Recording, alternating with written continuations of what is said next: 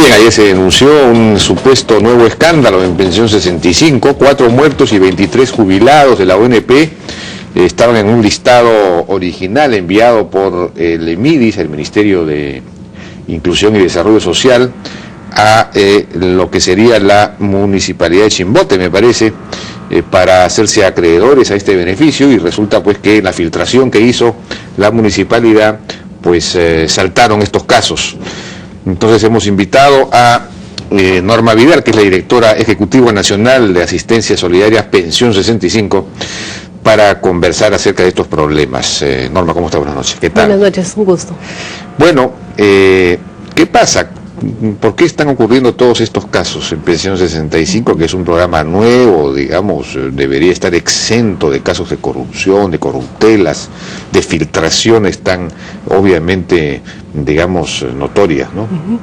Bueno, este caso en particular no es un caso de filtración, ¿no? Este es un listado preliminar que se envía a las municipalidades, que es el listado que prepara el CISFO de pobres extremos mayores de 65 años. CISFO, a ver, expliquemos. El CISFO es el CISFO es el Sistema de Focalización de Hogares. Ahora del Ministerio de Economía creo que lo maneja, ¿no? Ahora lo maneja el MIDIS. Cuando fue creado en el Ministerio de Economía.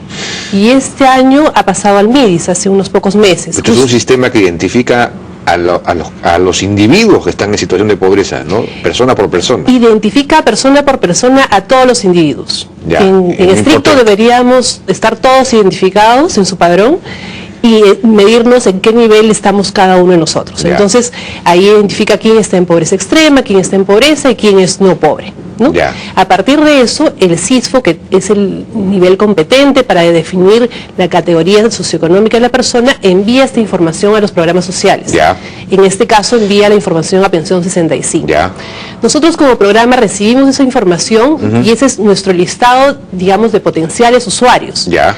Pero entre el paso en que el CISFO recoge la información y la pasa a Pensión 65, por supuesto puede haber alguna persona que fallece, y más en nuestra población objetivo, que este tipo de situaciones se da más continuamente.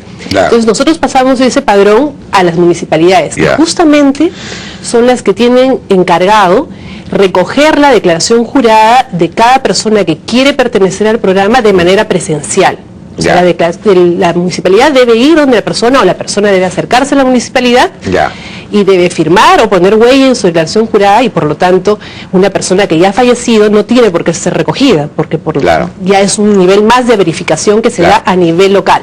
Entonces, esta lista preliminar que fue mencionada en este artículo periodístico no pertenece a usuarios de Pensión 65, pertenece a personas que han sido identificadas en un momento determinado como pobres extremos y que serían potenciales usuarios del programa, pero que luego pasan por todos esos filtros. Un primer filtro de ver que efectivamente la persona quiere estar en el programa, firme una declaración jurada, a través del municipio nos la haga llegar al programa, y luego de esto pasa a los siguientes filtros de no tener una jubilación, a través de los barridos también a través de medios electrónicos con la ONP, con las AFPs a través de la SBS, mirar que no tenga otros programas sociales y otras condiciones que el programa pide. Todos estos filtros, estas personas aún no los habían pasado, por eso todavía no eran usuarios del programa. Y esta lista que mencionaban era una lista preliminar de potenciales usuarios por ser extremo pobres de más de 65 años. Pero ¿cómo puede haber 25 jubilados de la ONP, es decir,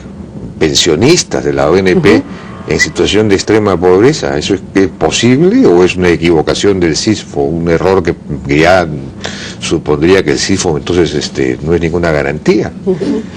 Claro, podría haber un error ahí en la recogida de la información. Eso es un tema que tenemos que revisar nosotros, pero más que nosotros también la instancia que hizo el recojo de la información.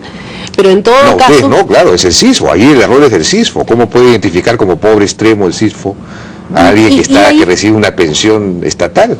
Y ahí tenemos otro nivel de validación. Nosotros preparamos instructivos y estamos en todo un proceso de capacitar a los municipios para que hagan bien su trabajo.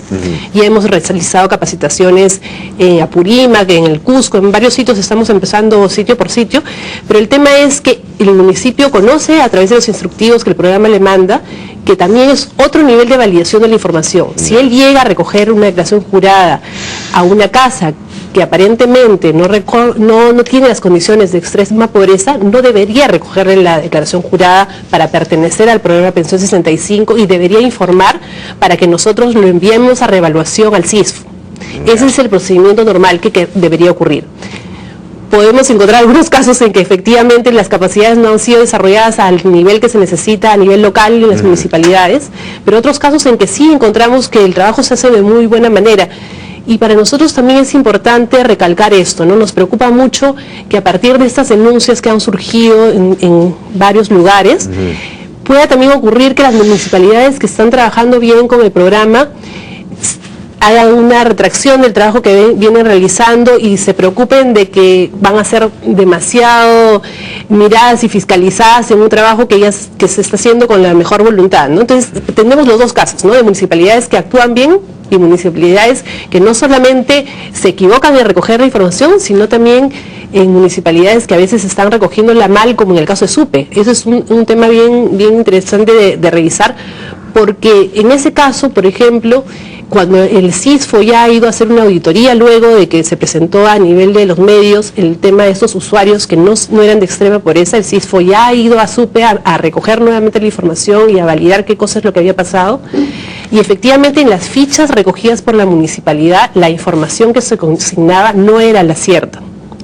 Entonces este es un caso en el que se nota que el servidor que recogió la información, recogió una información que no era cierta. No, pero es una cosa completamente distinta, ¿no? Esa es una cosa totalmente distinta. En el caso de Chimbote tenemos un listado del CISFO enviado por Pensión 65 que no pasó ciertos filtros, pero en el caso de Supe no había listado de CISFO, entiendo. Siempre hay listado de CISFO.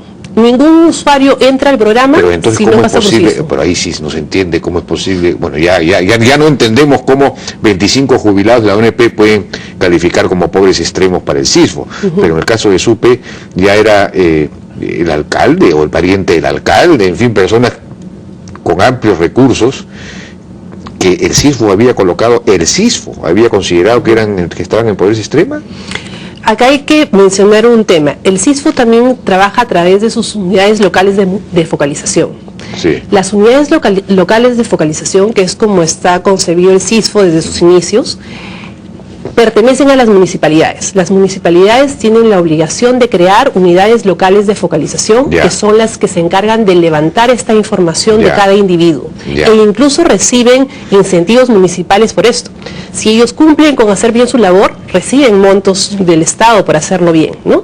Son unidades de la municipalidad. De la municipalidad. O sea que el CISFO no tiene una infraestructura propia, digamos, en el territorio, no llega directamente. El CISFO no tiene oficinas directamente, es un sistema, ¿no? Y como sistema, por eso es el sistema de focalización de hogares, como sistema, sus unidades locales de focalización son en las municipalidades, formadas por las municipalidades. Es el CISFO municipal de la municipalidad de Supe el que metió dentro de la relación. Exactamente.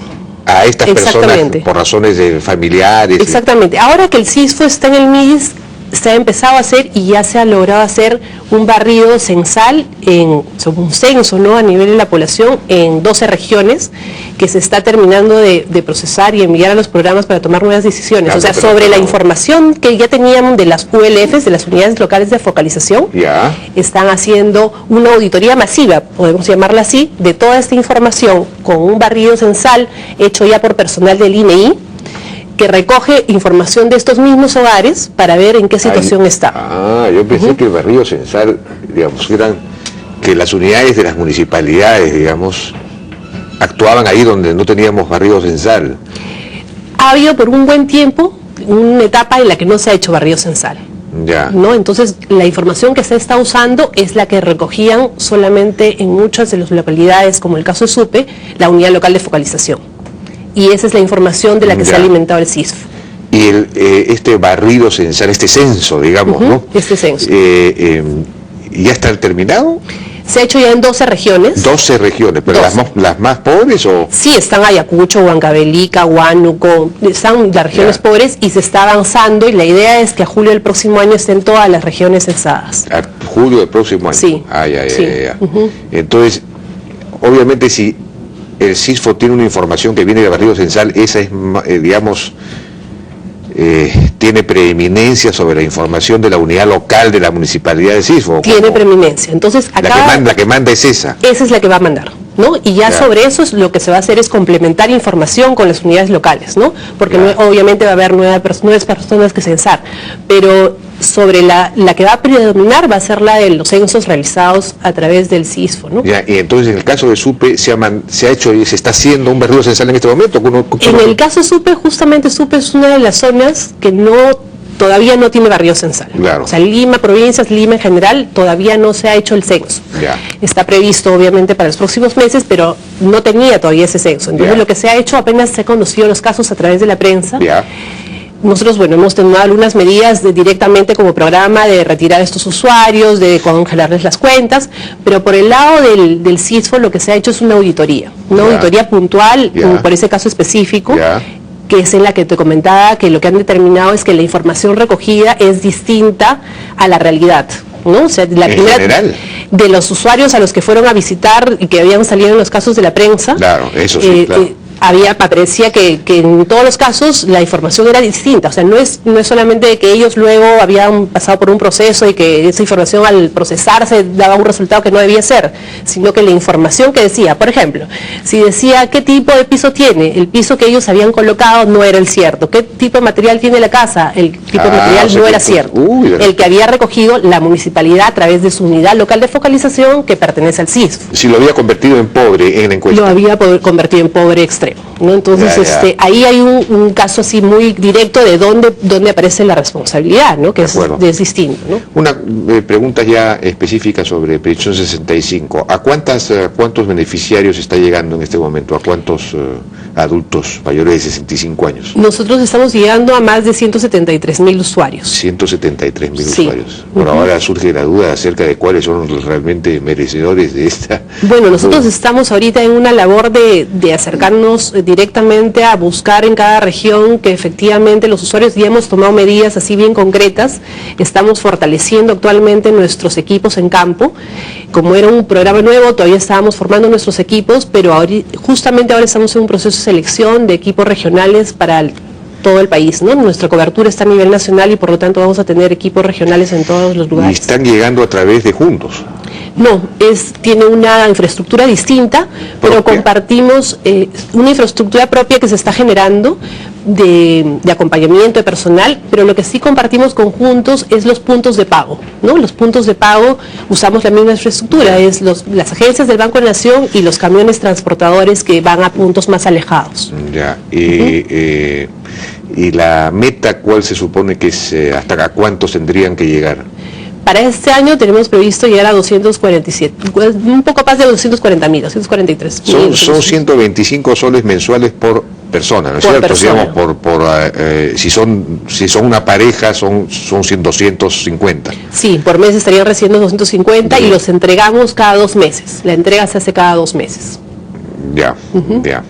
Ahora, normalmente me imagino que eso corresponderá a familias que también están en Juntos. entonces vamos a tener la asignación que viene por Juntos, más esta asignación, estas familias están de alguna manera más protegidas, ¿no? Bueno, yo diría, no sé, ya, eso ya lo que hay que hacer es enseñarles a producir, para que tengan ingresos propios y no acostumbrarse si los están convirtiendo en mendigos, eso es lo que pasa, ¿no? Bueno, en el caso particular de los adultos mayores, realmente tú encuentras situaciones muy críticas de abandono y de desprotección, ¿no? El tema es que este es un programa de pensiones no contributivas que con el tiempo debería formar parte de todo lo que es el sistema pensionario y salir de un ministerio como el MIDIS, ¿no? La idea es de que esta es una intervención que por ahora está a cargo de nosotros, pero luego tiene que formar parte de una solución mucho mayor, ¿no? De acuerdo. Y finalmente la meta final, ¿cuánto es al 2016? En fin, ¿cuál sería el universo total de los beneficiarios de Pensión 65? Nosotros estimamos que más o menos estamos un poco más allá de los 500.000 usuarios, pero todavía las metas obviamente están por definirse dependiendo de los presupuestos que podamos manejar para los próximos años, ¿no? Además se supone que si el gobierno es eficiente en la reducción de la debería pobreza bajar. extrema debería bajar. Y eso de esperamos. repente al recibir estas asignaciones dejan de ser pobres extremos, con lo cual al mes siguiente tendría que dejar de recibirlas, con lo cual se vuelven a ser pobres extremos. Es una cosa que Claro, no tiene sentido. en ese caso, en el caso de un programa como Pensión 65, no tendría razón una desafiliación porque pasó esa línea imaginaria de pobreza extrema y pasó a ser pobre porque efectivamente, como mencionas, vuelven a caer en pobreza extrema y de nuevo tendríamos que estarnos afiliando y desafiliando, Claro, ¿no? sí, pues. Entonces, y además por el periodo temporal al que acceden a este beneficio, la idea es que cuando pasen a pobres no se retiren del programa, ¿no? Porque es distinto a una madre de juntos que está en otra situación que debe evolucionar a una situación mucho mejor, ¿no? Bueno, esto hay que revisar todo, ¿eh? En fin, ya no tenemos más tiempo para hacerlo ahora. Sería importante mirar también en algún momento, si tenemos la oportunidad, de todos los casos positivos que hay sobre el programa, porque además del tema de la subvención, lo que nosotros estamos trabajando mucho es en acercar los servicios a esta población que normalmente no ha sido atendida, ¿no? Estamos trabajando de cerca con el sector salud, y ya se están realizando campañas que no son realizadas por nosotros, sino por el sector competente, que es el Ministerio de Salud, en el tema de las cataratas, en el tema de la atención bucal, una serie de cosas que tienen que ver con ese tema, o otros programas que también estamos implementando, de ver cómo los municipios empiezan a desarrollar acciones para el adulto mayor, que sean financiadas por ellos mismos, no por el Estado central, en su rol de actuar con ellos directamente y darles una vida más digna, ¿no? Muy bien, Norma Vidal, directora de Pensión 65. Muchas gracias por su participación en la Hora N. Vamos a una pausa y regresamos ahora con Jaime Antesana, ¿no es cierto? Jaime Antesana, experto en temas de narcotráfico y terrorismo, tiene un par de novedades muy importantes. Y bueno, luego vamos a estar con Óscar Ávaros de la Autoridad Nacional del Agua para hablar del plan hídrico de Ica, que es una región que está en estrés hídrico. Regresamos.